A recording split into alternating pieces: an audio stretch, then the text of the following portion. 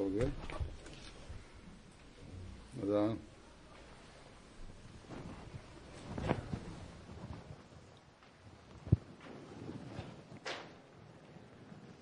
अल्लाहु अकबर अल्लाहु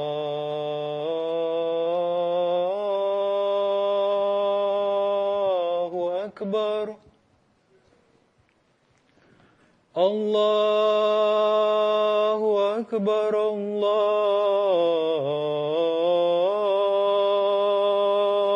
अकबर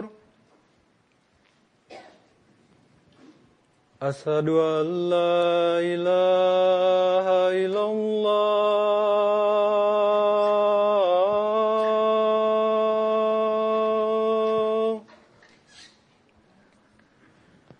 अशहदु अल्ला इलाहा इल्लल्लाह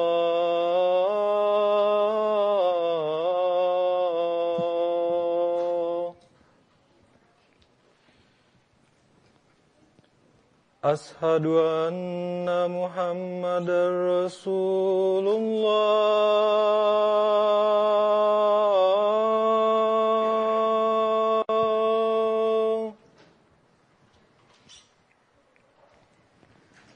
अशहदु अन्ना मुहम्मदर रसूलुल्लाह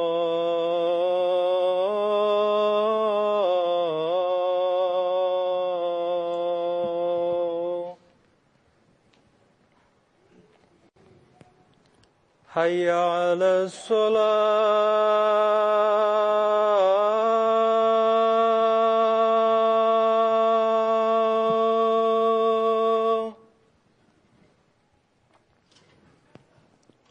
हय्या अलस सलाह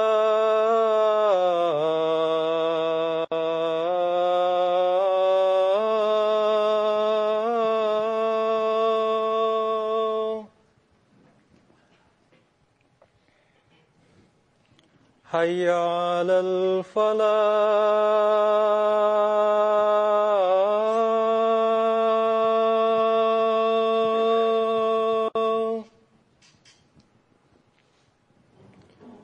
हय्या अलल फलाह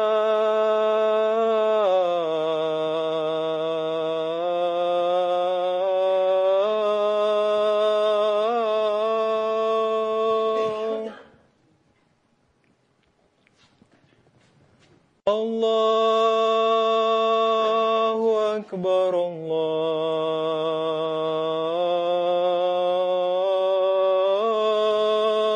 अकबर ला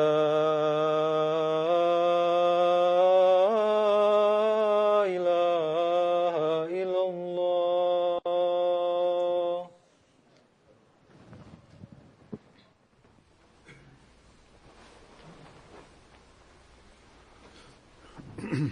अस्सलाम वालेकुम रहमतुल्लाह।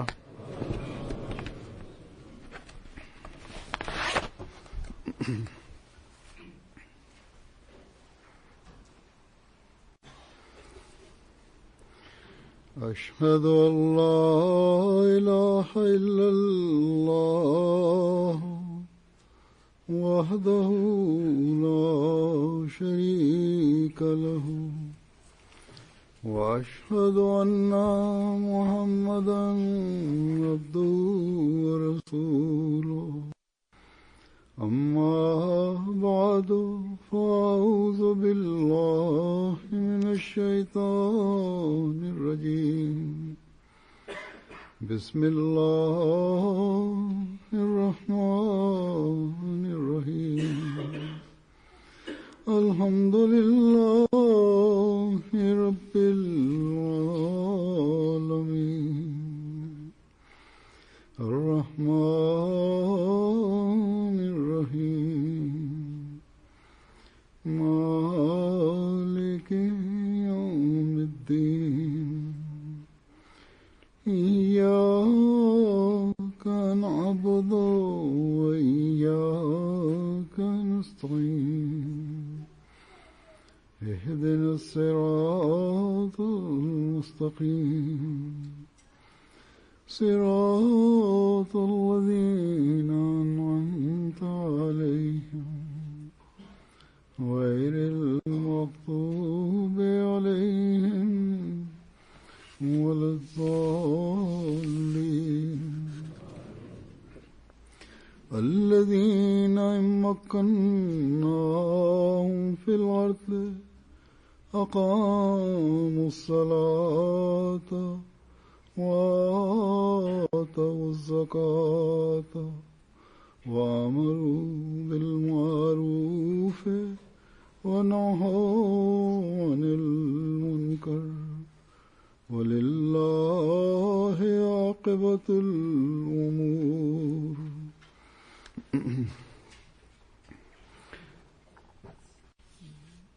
ये वो लोग हैं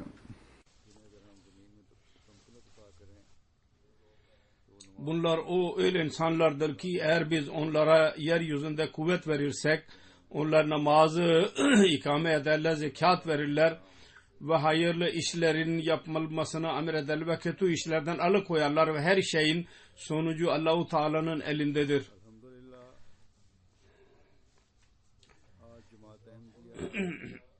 Elhamdülillah. Bugün Japonya Ahmediye cemaatinin ilk camisi yapmaları kendilerine nasip olmuştur. Yüce Allah bu caminin yapılışını her bakımdan bereketli kılsın. Ve sizler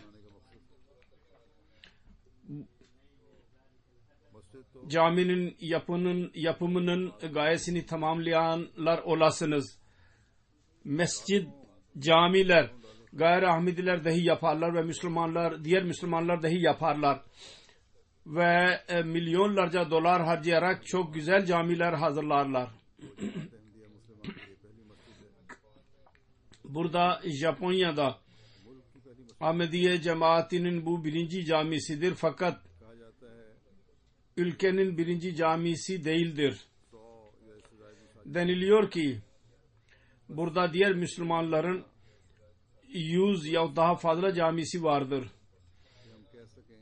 Demek ki yalnız cami yapmak öyle bir şey değil ki biz diyebilelim ki Japonya'da geliş gayemiz tamamlanmıştır.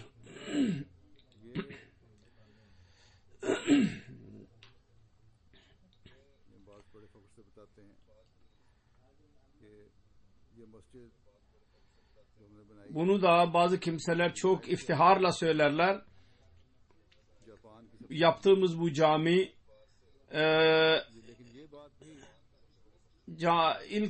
en büyük camisidir Japonya'nın genişlik bakımından. Fakat bu da pek önemli bir söz değildir ki biz diyelim ki biz son dereceye ulaştık. Sonumuza ulaşmış bulunuyoruz. Bizim gayemiz ne zaman tamamlanacak? Ne zaman ki biz Hz. Mesih Maud Aleyhisselatü Vesselam'ın biyetine girmenin gayesini elde etmeye çalışacağız. O gaye şudur ki bizim Allah ile alakamız kurulsun ve biz onun ibadetinin hakkını verenler olalım. Biz onun mahlukatının hakkını dahi verenler olalım.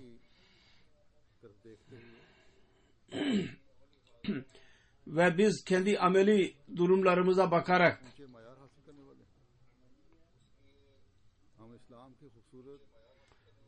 onun en yüce mertebesine ulaşanlar olalım.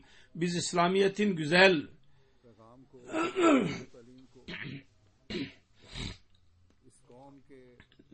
mesajını ve güzel talimatını bu kavmin her üyesine, her ferdine ulaştıranlar olalım.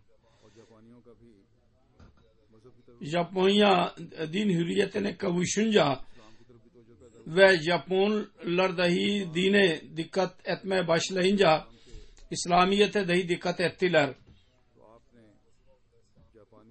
Vaat edilen Mesih Aleyhisselatü Vesselam'a bu gerçek söylenince Mesih Aleyhisselatü Vesselam Japonlulara İslamiyet'in güzel talimatını ulaştırmak konusunu konusunda çok arzulu olduğunu söyledi.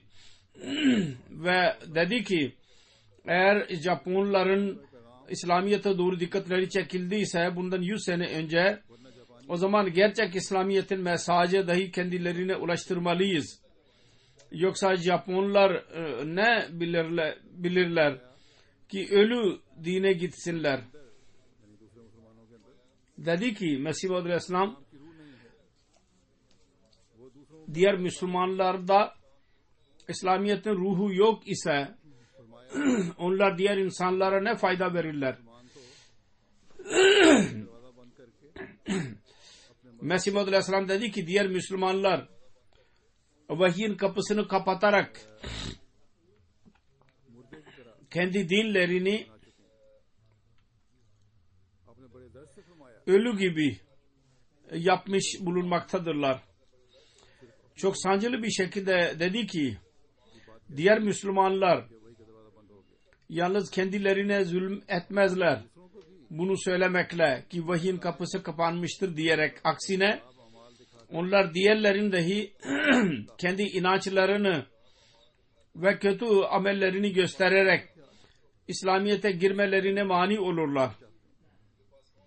Onların elinde hangi silah vardır ki onlar diğer dinlerini yok etmek isterler? Kendisine inananlara dedi ki bu cemaate bazı insanlar hazırlanmalı. Bu iş için onlar yetenekli olsunlar, cesaretli olsunlar. Sonra Japonya'da tebliğ için bir kitap yazmak arzusunu dahi beyan etti.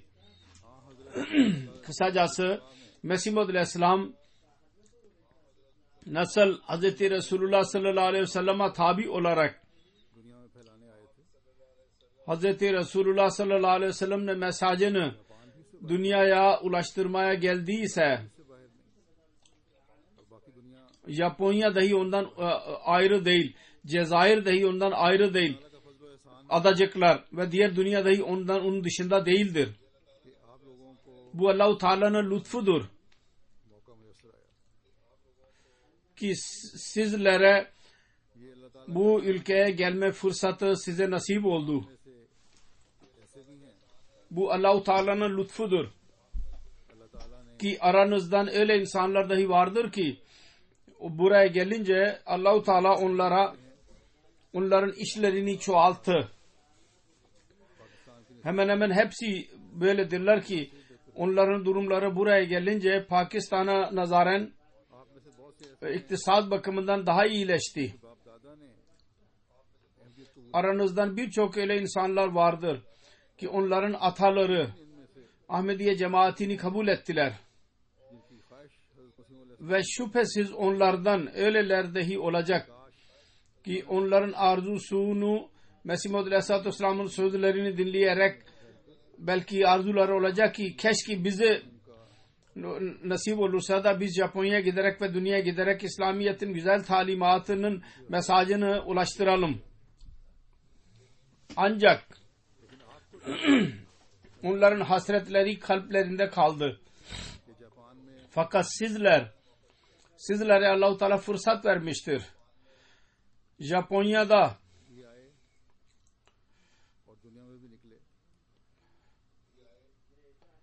Japonya'ya geldiniz ve dünyaya dahi çıktınız ki bu mesajı ulaştırabilirsiniz. Siz yalnız mal genişliği için mi buraya geldiniz Japonya'ya? Hz. Mesih Maud Aleyhisselatü Vesselam sancısını beyan ediyor bu konu üzerinde. Diğer Müslümanlar Japonya'da İslamiyet'i ne yayacaklar? Bu insanlar Allah-u Teala'nın kelamını ve vahyinin kapısını kapatarak İslamiyet'i ölü bir din haline koymuşlardır. Ve Japonlara ya dünyadaki herhangi vatandaşlarına ölü dine ne ihtiyaçları vardır? Mesih Maud Aleyhisselam diyor ki sizsiniz ki İslamiyet'in diri olduğunun ispatını verebiliyorsunuz. ve onun güzelliklerini dünya insanlarına anlatabiliyorsunuz. ताल्लुक के रास्ते बंद कर दिए Yüce Allah ile ilişki kapılarını kapattılar, yollarını, ve o zaman Müslümanlar ve diğer dinlere inananlar arasında ne fark kaldı? Eğer İslamiyet'in üstünlüğü dünyaya ispat etmek istiyorsanız, o zaman Allah-u Teala ile diri bir alaka kurarak onu ispat edebilirsiniz. Dünya insanlarına şunu anlatarak İslamiyet'in üstün olduğunu ispat edebilirsiniz ki İslamiyet'in Allah-u Teala konuşuyor. Kimi seviyorsa onunla konuşuyor hala. Ve bu üstünlüğü ispat etmek için buraya gelerek sizin mali genişliğiniz, bolluğunuz yeterli değil ve kesinlikle değildir. Her biriniz Allah-u Teala ile alaka kurmalısınız. İslamiyet'in yayılması için hiçbir kılıca muhtaç değil. İslamiyet'in yayılması için öyle insanlar gereklidir ki onlar Allah-u Teala'ya kamil ve mükemmel olarak inansınlar. İslamiyet'in yayılması için öyle insanlara ihtiyaç vardır ki onların ibadet seviyeleri yüksek olsun. İslamiyet'in yayılması için öyle insanlara ihtiyaç vardır ki onlar insanları öldüreceklerine kendi nefsleri aleyhinde cihad ederek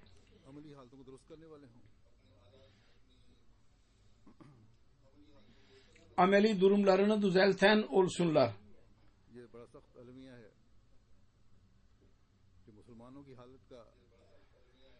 Bu çok sancı verici bir durumdur.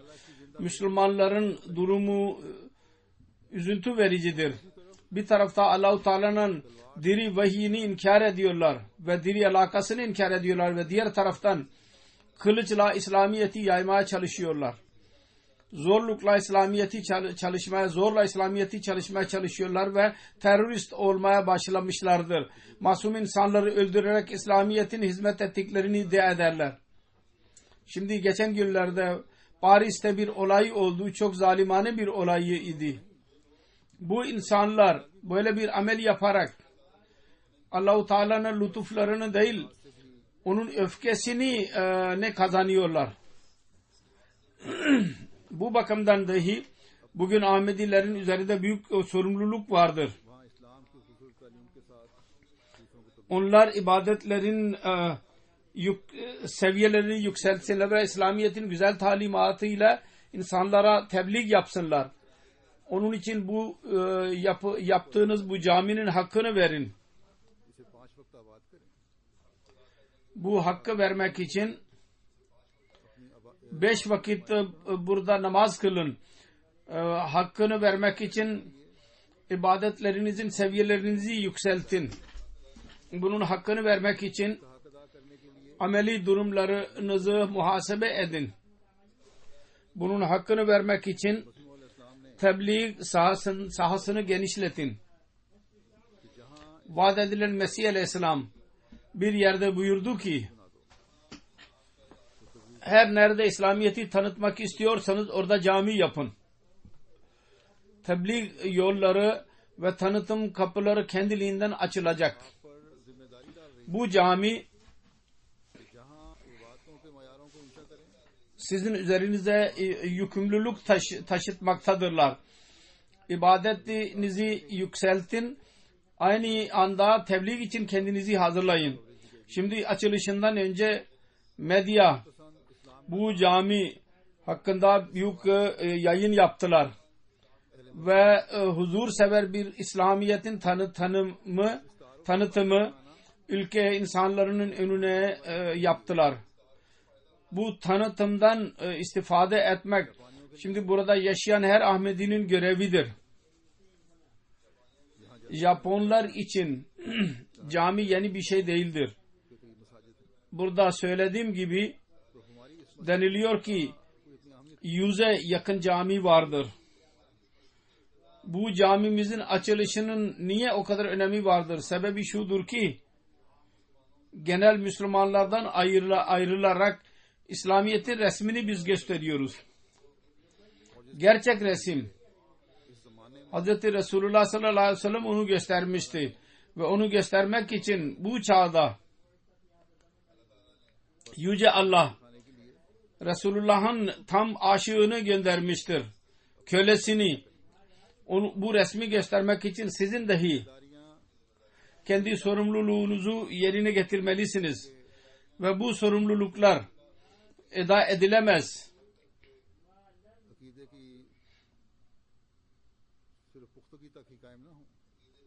Siz yalnız inancın kuvvetine kadar sınırlı kalmayın.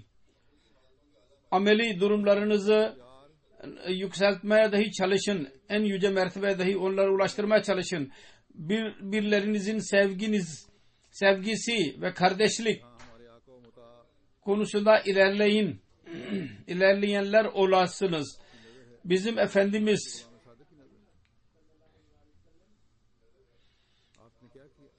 Resulullah'ın aşığının gözü neredeyse, hedefi neyse ona ulaşmaya çalışın.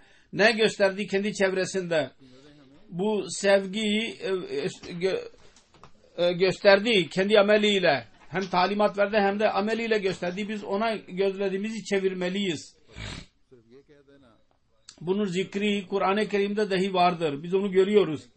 Onun için yalnız şunu söylemek ki elhamdülillah biz zamanın imamına inandık. Elhamdülillah biz Ahmediyiz. Bu yeterli değil.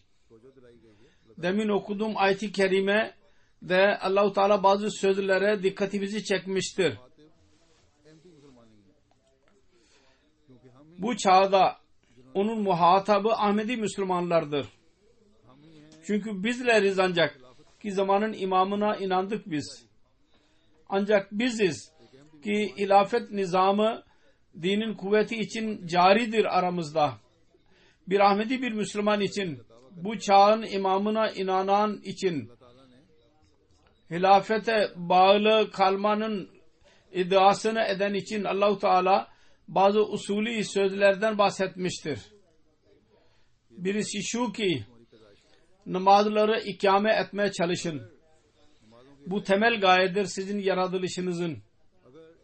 Eğer namazı eda etmiyorsanız, eğer ibadete dikkatiniz yoksa, o zaman bu iddialarınız doğru değil ki biz gerçek Müslümanız. Bu iddialar yanlıştır ki biz dünyada inkılap yaratacağız.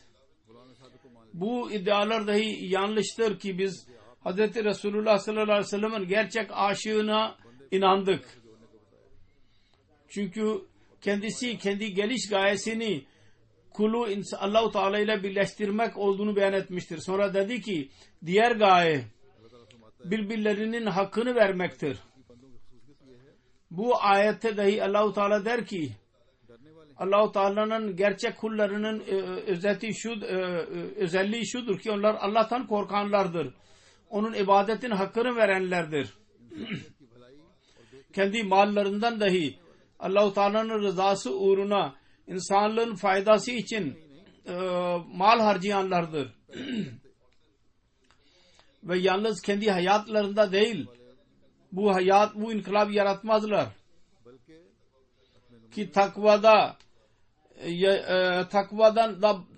bağlı kalarak hayatınızı geçirin. Aksine örneklerinizi göstererek diğer insanları dahi kendilerinizle birleştirin. Onlara dahi söylerler ki hayatın gayesi nedir? Onlara derler ki şeytandan nasıl uzak durabiliriz? Korunabiliriz. Onun için eğer bu çağda biz Allah-u Teala tarafından gelmiş olan peygambere inanıyoruz isek o zaman bu sözlere dikkat etmemiz lazım. Allah-u Teala'nın üzerimizde bir lütuf vardır. Lütfu vardır. Diğer Müslümanlar darmadağın durumdadırlar. Onların bir sesi yoktur ki onları tek bir ele çağırsın. bizi Allah-u Teala Hz. Mesih Maud Aleyhisselatü Vesselam'a inanarak ve sonra kendisinden sonra kurulan hilafet nizamı vasıtasıyla bize kuvvet vermiştir ki biz bir ses ile ayağa kalkan ve oturan kimseleriz. Kuvvet yalnız hükümetin ele geçirilmesi değil, bir korkunun ve huzurun yaratılması dahi bundandır. İnşallah öyle bir zaman dahi gelecek ki hükümetler dahi Mesih Maud Aleyhisselatü Vesselam'ın köleliğine girerek gerçek İslamiyet'i kabul edecekler. Fakat şu anda dahi dünya şimdi bize bakmaya başlamıştır. İslamiyet'in güzel talimatını bize söyleyin. Kısacası bu dahi bir kuvvettir ve korkudur ki Allah-u Teala insanlara onu göstermektedir. Fakat bundan istifade edenler yalnız Allah-u Teala'nın sözüne dikkat edenler olacaklardır. Allah-u Teala dedi ki bu lütfa nail olmak için hayır yapın ve onu yayınlayın. Ve kötülüklerden uzak durun. Ve diğerleri de uzak tutun. Buna bağlı kaldığınız müddetçe, bu temel ve usule bağlı kaldığınız müddetçe ilerleyeceksiniz. Onun için her Ahmedi daima şunu hatırında tutmalı. Kendi amellerinde ilerlemeye doğru dikkat etmeye devam etsin. O zaman dünyayı dahi kendinize çekebileceksiniz. Ve bu sonra temkenete sebep olacak. Yani kuvvete sebep olacak. O zaman hükümetler dahi bu gerçek talimata tabi olarak Hz. Resulullah sallallahu aleyhi ve sellem'in köleliğine gireceklerdir. Onun için en büyük gayeye ulaşmak için Allah-u Teala gerçek Müslümana müjde veriyor. Ulaşacaklarına. Fakat öyle insanlara müjde veriyor ki onlar zalim olmasınlar. Aksine insaftan yana bağlı olsunlar. Allah-u Teala'yı unutan olmasınlar. Aksine onun ibadetin hakkını verenler olsunlar. Diğer insanların hakkını gasp eden olmasınlar. Hak verenler olsunlar. Bencil olmasınlar. Gayeleri olmasın. Ahmediye hilafetine vefalı kalsınlar. Yalnız içtimalarda sözleri and içenler olmasınlar. Aksine hayır yayan ve kötülüklerden alıkoymak için önde nefislerini muhasebe edenler olsunlar. Cemaat nizamı korumak için kendi bencilliklerini feda edenler olsunlar. Bunlardır ki Allah-u Teala insanı Allah'a yaklaştıracak. Bu sözlerdir ki Allah-u Teala'nın mahlukatının hakkını veren olacaklardır. Bu sözlerdir ki gerçek Ahmedi olan yapacak ki Mesih Maud Aleyhisselatü Vesselam onu kendisine inananlardan bekliyordu. Aranızdan bazı insanlar öyledirler ki onlar derler ki biz hilafet için her şeyi feda etmeye razıyız. Fakat birbirlerinizin öfkenizi sona erdirmek için ve birlik olmak için kendinize nasihat edilirse 100 tane bahane ileri sürüyorsunuz. Onun için eğer gerçek mümin olmak istiyorsanız o zaman fesadın yollarını arayacağına fedakarlık yaparak huzuru yerleştiren olun. Bu camiye doğru isnat oluyorsanız o zaman unutmayınız. Bir kılıç ve tuğlaya isnat olmuyorsunuz. Öyle insana isnat oluyoruz ki onu Allah-u Teala bu çağda şu gaye için gönderdi ki kulu insan ile birleştirsin ve bütün kişisel öfkeler ve bencillikleri yok ederek öyle nizama alsın ki o nizam fedakarlık ister, özveri ister. Yalnız mal özverisi değil. kendi bencilliğin özverisi dahi emir bil maruf diğerler için istemez. Aksine önce kendinizi nefsine dikkat eder. Nefsinin dikkatini çeker. Siz söylediğinizi yapıyor musunuz? Nahi enil münker için diğerlere söylemekten önce kendi nefsilerin muhasebesini söylüyor. Aranızdan çoğu Pakistan'dan gelenlerdendir. Orada size ibadet etmek üzerine ceza veriliyordu. Orada sıkıntıların içindeydiniz. Sıkıntılar içindesiniz daha hala. Orada kendi caminiz için cami kelimesini kullanamıyorsunuz. Cezasını çekmelisiniz.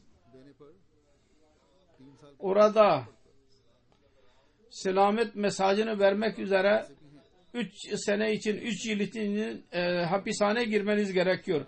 Aranızdan öyleler dahi vardır ki onlar kendi sıkıntılarından dolayı buraya gelip iltica ettiler. Bazı iş sahibi kimselerdir. Onun için bunu düşünün. Bunun üzerinde dikkat edin ki Allah-u Teala ne kadar size lütuf etmiştir. İbadet etmek için burada bir sıkıntı yoktur. Camiye cami demek üzere bir ceza yoktur. Sizin huzur ve selamet mesajınız burada seviliyor. Hapishaneye göndereceğinize. Bu sözler bundan bizi istemiyorlar mı bunlar ki biz kendimizde inkılap yaratalım. Yaratılış gayemizi tanıyalım. Nefsani bencilliklerimizi tamamlayacağımıza Allah-u Teala'nın rızasını elde etmeye çalışalım. Birbirimizi dahi sevgiyle kalalım birbirimizle birlikte. Ve bu sevgiyi bu toplumda dahi yayalım. Aranızda öyle özellikler yaratalım ki Allah-u Teala onu bizden istiyor. Yalnız caminin yapımı ile o özellikler kendiliğinden ortaya çıkmayacak. Onun için çaba sarf etmemiz lazım olacak. O özellikleri Allah-u Teala bir yerde Kur'an-ı Kerim'de şöyle zikretmiştir. Diyor ki الطائبون العابدون الحامدون السائحون الراكعون الساجدون الآمرون بالمعروف والناهون عن المنكر والحافظون لحدود الله وبشر المؤمنين.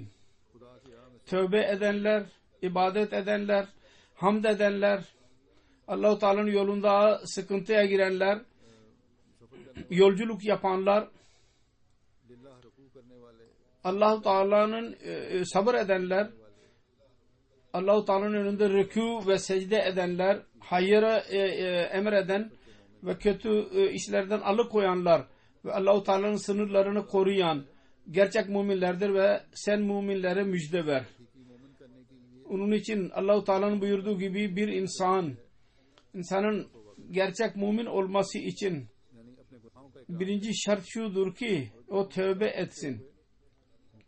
Yani kendi günahlarını kabul etsin. Ve günahları kabul ederek tam olarak onlardan uzak durmaya sözünü versin. Yalnız büyük günahlar değil. Aksine küçük hatalar, nizamda bozukluk yaratanlar dahi günah olur.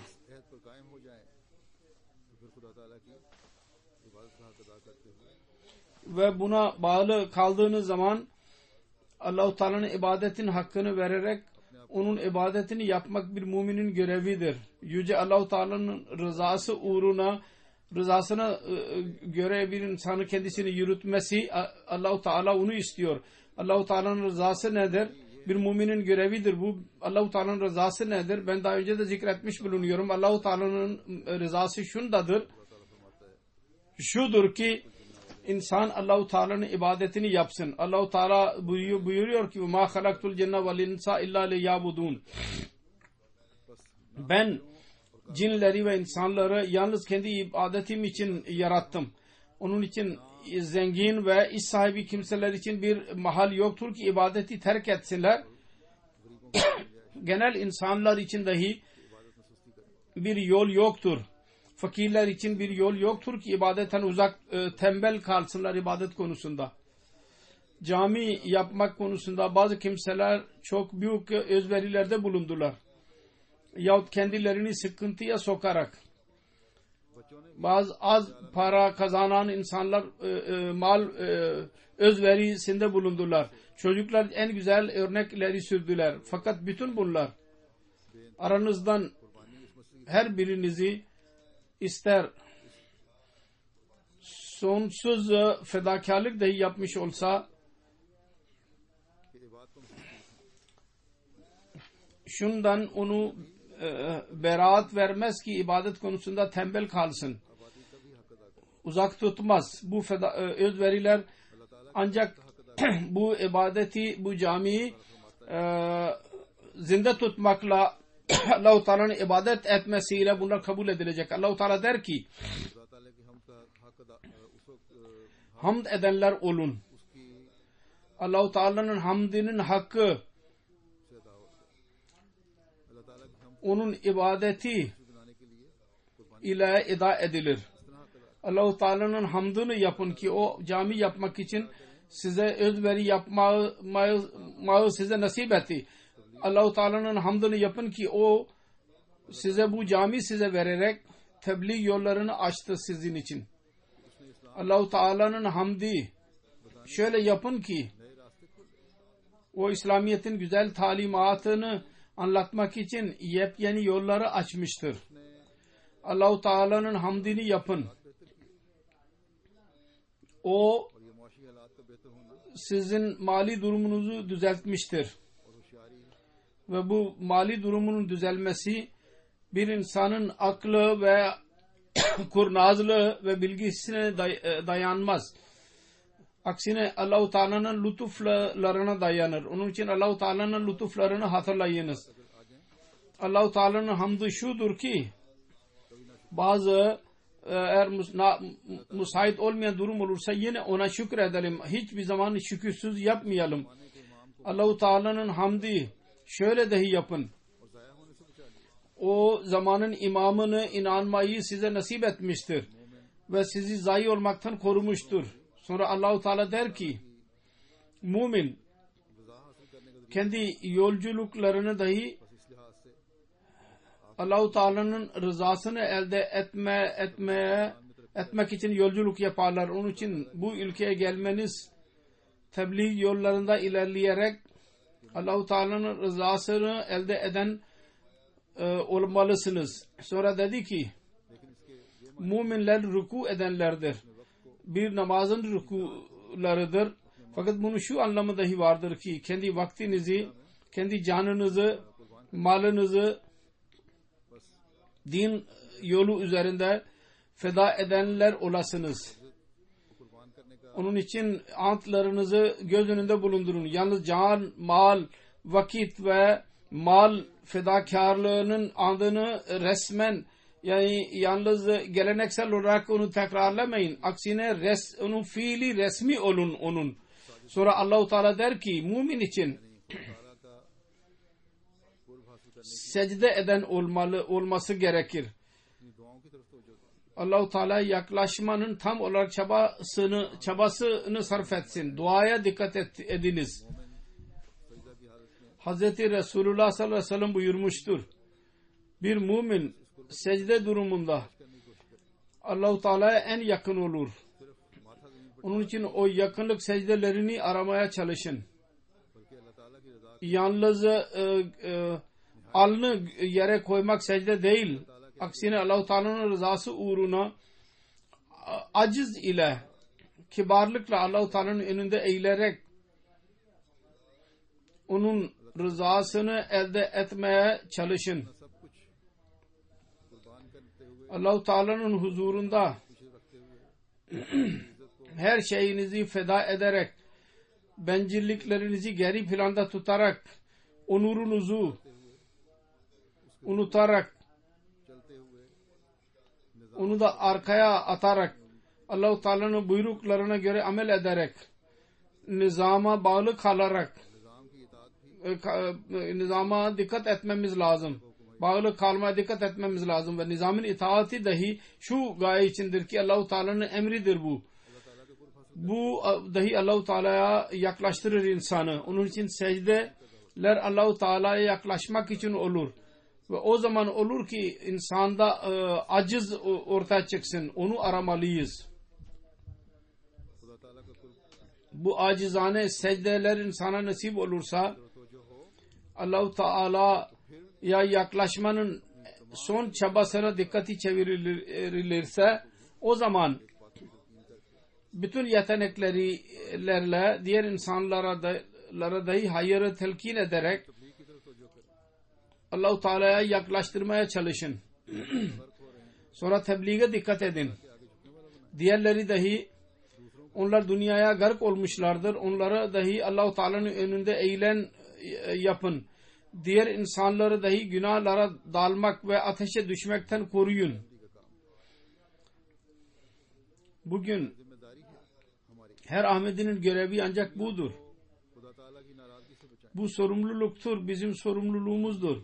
Ki dünya insanların Allah-u Teala'nın öfkesinden koruyalım. Sonra şunu da hatırınızda tutun. Daha önce de zikrettiğim gibi burada Allah-u Teala der ki gerçek mümin Allah-u Teala'nın sınırlarını koruyandır.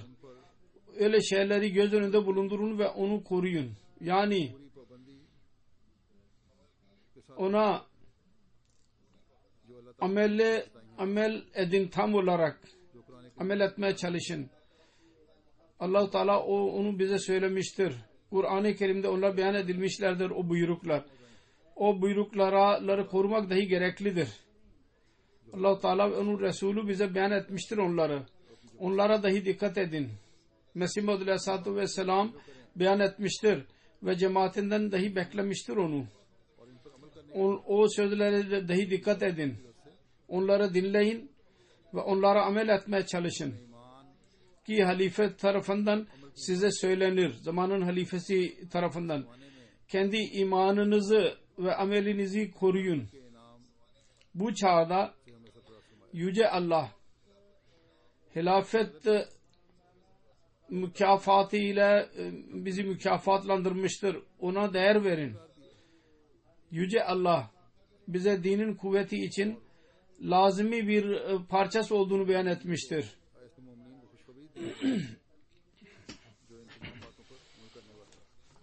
Ve müminlere müjde vermiştir. Ki onlar bütün bu sözlere göre amel ederler. Onun için kendinizi muhasebe edin ve öyle insanların içine katılın ki onlar gerçek mümin olmayı Allah-u Teala müjde vermiştir. Yüce Allah-u Teala'nın bir lütfudur ki o bu çağın icatlarını dahi bize tabi kılmıştır. Cemaat her sene 100 binlerce dolar emtiye için harcar. Bu tebliğ ve terbiyenin en güzel yoludur. Ve en fazla şu ki halife ile irtibatın bir vasıtasıdır. Bir anne geçenlerde burada mülakatta benimle görüştüğü zaman dedi ki çocuklarının terbiyesi yoktur. Burada terbiye için bir düzen olmalı. Muballig yahut diğer insanları suçlayacağımıza haftada 6 gün düşünün ki haftada 6 gün çocuklar yahut anne babaların elinde olurlar yahut okulda olurlar. Onlar evde iken en az halifenin programlarını dikkat etsinler. Bir ilişki kurulacak ve sevgi doğacak. Terbiye olacak bunun vasıtasıyla. Cemaatin birliğini öğrenecekler onlar. Onun için anne babalar eğer kendi nesillerini korumak istiyorlarsa o zaman kendileri dahi Amirül Müminin programı ile birleştirsinler ve çocuklarını dahi bağlasınlar. Bazı yabancılar dahi bana yazarlar. Ahmedi değillerdir. Sizin hutbeniz ya filan programı dinleyerek biz dinin gerçeğini öğrendik. Ahmedi dini öğrenmek için ve ıslah için ve birlik yaratmak için halifenin programlarına birleşmesi gereklidir. Eğer zaman farkı varsa, mesela burada Almanya'da, Japonya'da orada hutbe varsa canlı olarak, burada başka zaman olur. Değişik zamanlarda programlar yayınlanır, dinlenebilir de. Bir hastalık bazı insanlarda şudur ki birbirlerinin kötülüklerini ararlar. Kötülükleri arayacaklarına yapı işleri için zamanınızı harcayınız. Böylece görevliler dahi, ister sadır cemaat olsun ya diğer görevliler olsun, sevgi ile insanları terbiye etsinler. Sevgiyi çoğaltsınlar. Öfke yayacaklarına, çoğaltacaklarına sevgileri yaratmaya çalışsınlar. Diğerlere, insanlara mesaj veriyorsunuz ki herkesi sevelim, kimseden nefret etmeyelim. Fakat kalplerinizde eğer buğuz varsa, kin varsa, o zaman onun bir faydası yoktur. Böyle bir durumda olanlar Allah-u Teala'nın rızasını elde etmek için bu durumu değiştirsinler. Kendilerinde bir değişiklik yaratsınlar. Ve öyle insanların içine katılsınlar ki Allah-u Teala onlara doğru olmayı müjdelemiştir Allah-u Teala. Bazen evlerde cemaat nizamı aleyhinde söz söylemek yahut da görevliler aleyhinde söz söylemek küçük bir şey sayılır. Fakat gayri hissi olarak bundan sizin nesillerinizi bozuyorsunuz, gelecek nesillerinizi. Onun için düşünün. İddiamız şudur ki emir bil maruf yapacağız ve nahi anil münker yapacağız. Hayırı yayacağız ve kötülüklerden alıkoyacağız insanları. O zaman ilk kendinizi ve aile üyenizi ve çocuklarınızı bunun muhatabı kılın. Yoksa sizin tebliğinizin hiçbir faydası olmayacak. Bu cami yaptınız. Fakat söylediğim gibi bu caminin hakkını vermeye çalışın. Japonlu Ahmedilere dahi söyleyeceğim. Dini öğrenin ve kendi imanında ilerleyin, imanınızda. Şuna bakmayınız ki filan doğuştan itibaren Ahmedidir. Eski Ahmedi nasıldır? Eğer o zayıf ise din konusunda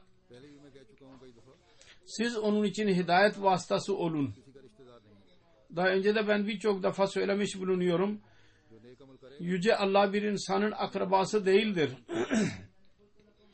Her kim hayırlı iş yaparsa, kendi ibadetin seviyesini yükseltecekse Allah-u Teala'nın yardımı onunla birlikte olacak o zaman. Dua ediyorum Allah-u Teala her Ahmedi bu usulü gözlerinin önünde bulundurarak kendi hayatını geçirsin. Ve bu cami her Ahmedi'nin imanını ve onun ameli durumunu dahi inkılabi bir değişik yaratan olsun. Yalnız gelip geçici bir arzu ile cami yapan olmasınlar. Gerçekten bunun hakkını verenler olsunlar. Caminin bazı özelliklerinden bahsediyorum. Bu saha 1000 metrekaredir. 2 katlıdır bu bina. Buraya gelenler bunu gördüler. Dünya insanlarına söyleyeyim. Bu bölgenin ana yolu üzerindedir. Bu bütün ana yollarını birleştirir. Ana yola pek yakındır. 2 ana yol var bunun üzerinde. Tren istasyonu da yakındır. Bu tren istasyonundan Nagoya hava alanına kadar tren vardır. Bu bakımdan dahi burada kolaylık vardır. Caminin adı Beytul Ahad ben koyduydum.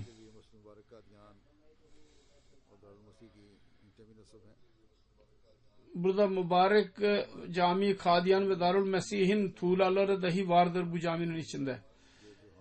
Caminin ilk camisinde salon vardır. Orada 500'den şimdi oturduğunuz salon 500 insan burada namaz kılabilir. Ve üst katta lacna bayanlar vardır.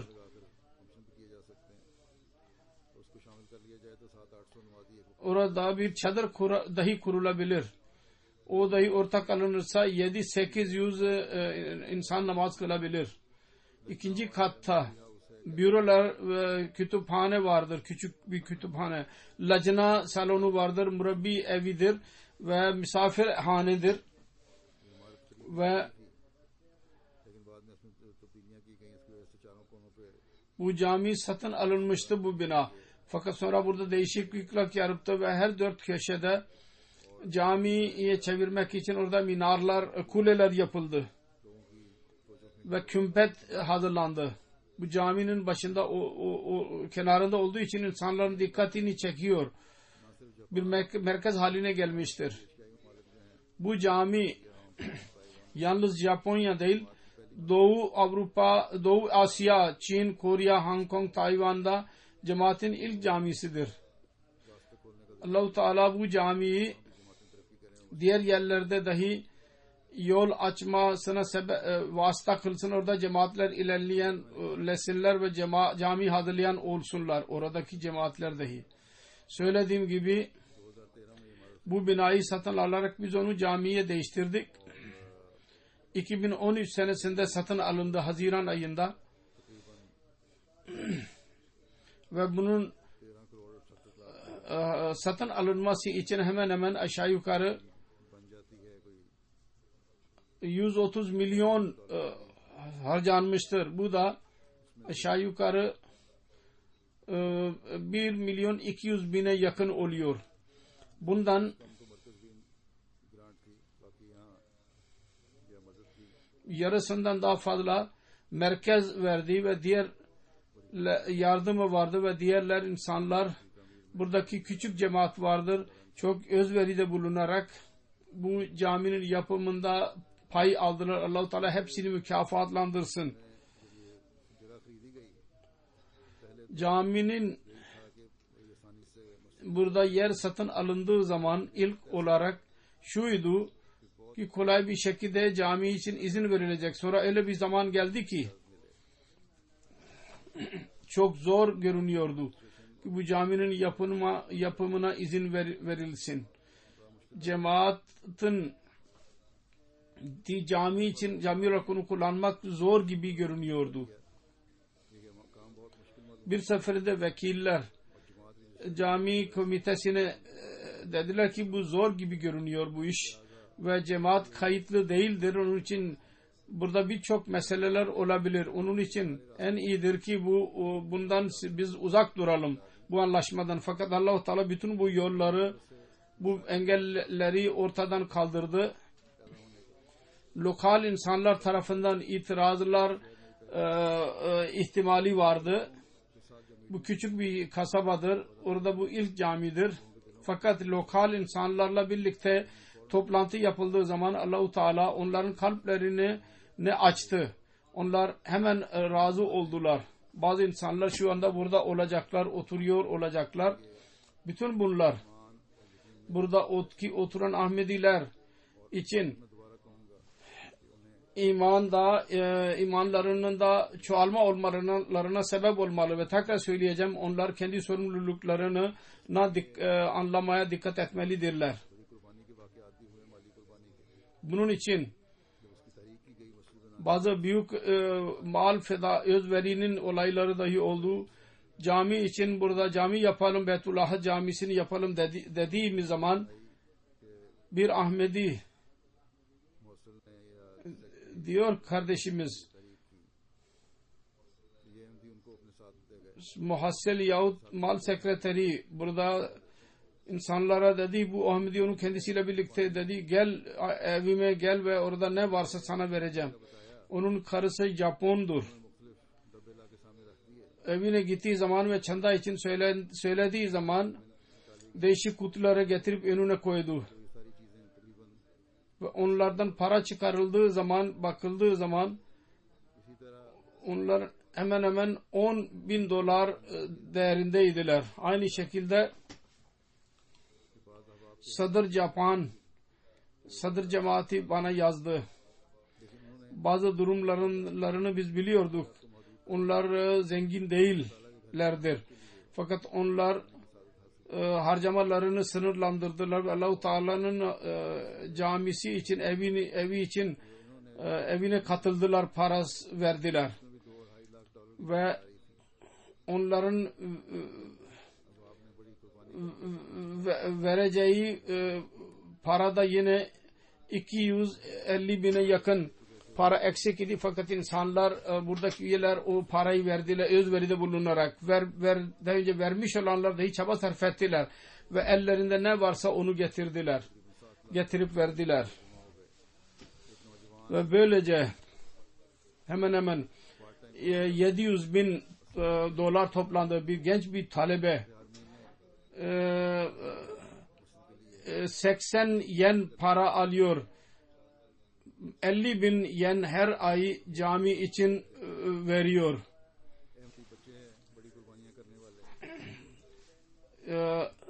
Cüzi olarak iş yapıyordur. Ahmedi çocuklar çok özveride bulunanlardır.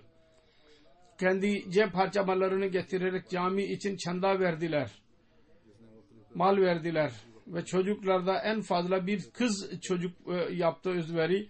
Değişik zamanlarda kendisine elde ettiği hediyeleri, büyüklerinden aldığı hediyeleri verdi ve böylece topladığı meblağ 9.000 dolara yakın para oldu ve onu verdi. Ahmedi bayanlar dahi büyük özveride bulundular. Kendi mücevherlerini verdiler. Bir bayan 24 bilezik verdi, altın bilezik. Sonra bir bayan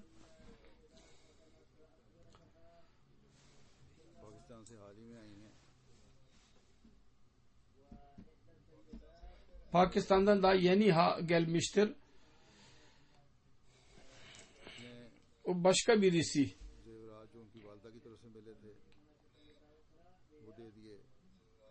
Kendi mücevherleri annesinden aldıydı. Hepsini verdi. Annesinden aldı mücevherleri. Pakistan'dan gelen bir bayan kendi mücevherlerin yeni aldığı mücevherleri camiye verdi. Daha yeni kızın evliliği için satın aldıydı. Allah-u Teala bütün bu özveride bulunanlara sonsuz olarak mükafatlandırsın. Onların amellerini bereketlendirsinler. Onların nefislerini bereketlendirsinler. İmanlarını çoğaltsın. Allah-u Teala lütfetsin. Ve bütün onlara bu caminin hakkını veren haline getirsin onları. Bu cami onların ibadetlerini yükseltsin. Orada aralarındaki sevgi dahi onlar çoğaltsınlar. Ve bu sevgi görerek diğer insanlar dahi buna dikkat etsinler.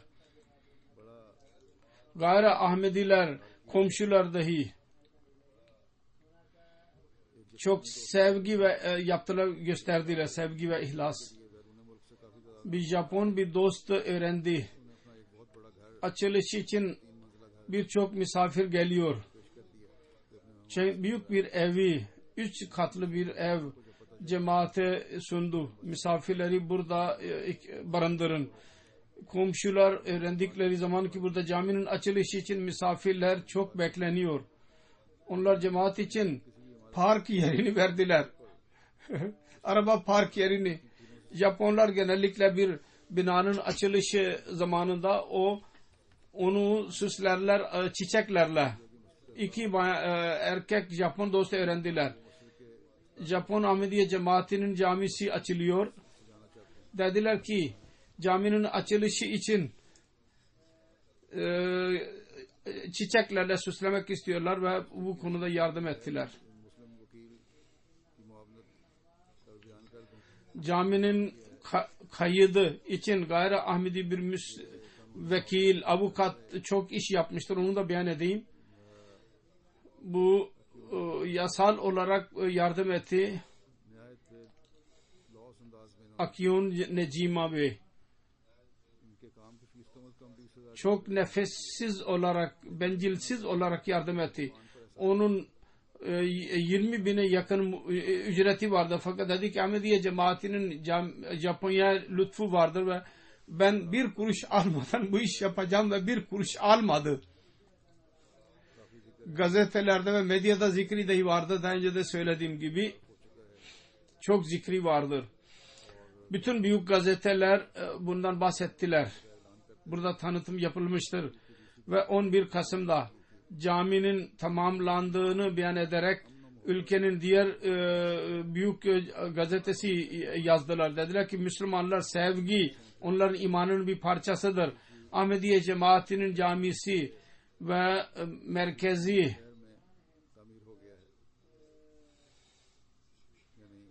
Tsima şehrinde bu yapılmıştır. Bu da lokal hükümetin görevidir. 5 minareli bir camidir. Küçüklü büyüklü. Ve dedi ki 500'e yakın insanla burada namaz kılabilirler. Sonra yazdı. Sevgi ve toplumuyla birleştirerek cemaatin bu özelliğidir. Pakistan'da cemaat ve diğer 15 kavim 200'e yakın burada üye vardır. Bu rızakarana işlerde yaparlar. Köbe'deki deprem ve tsunami ve diğer depremlerde bu senedeki sel felaketine uğrayan insanlara yemek vererek hizmet ettiler.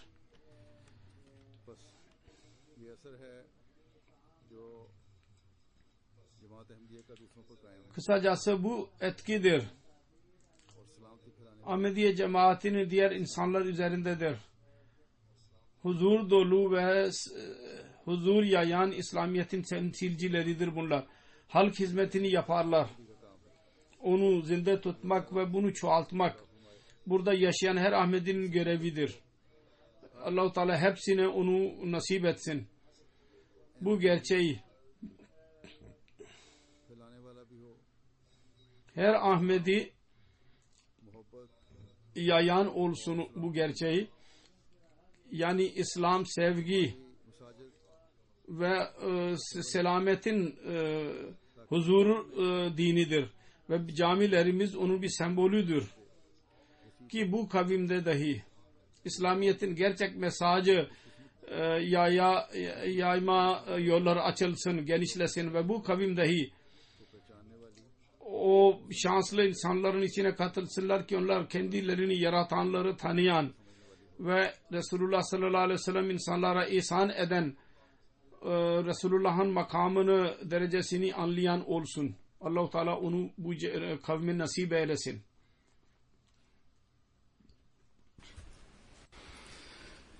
Elhamdülillah nahmaduhu ve nesta'inuhu ve nestağfiruhu ve nu'minu bihi ve netevekkalu aleyh ve na'udzu billahi min şururi enfusina ve min seyyiati a'malina. من يهده الله فلا مضل له ومن يضلل فلا هادي له ونشهد أن لا إله إلا الله ونشهد أن محمدا عبده ورسوله. عباد الله رحمكم الله إن الله يأمر بالعدل والإحسان وإيتاء ذي القربى وينهى عن الفحشاء والمنكر والبغي يعظكم لعلكم تذكرون. اذكروا الله يذكركم وادعوه يستجب لكم ولذكر الله أكبر.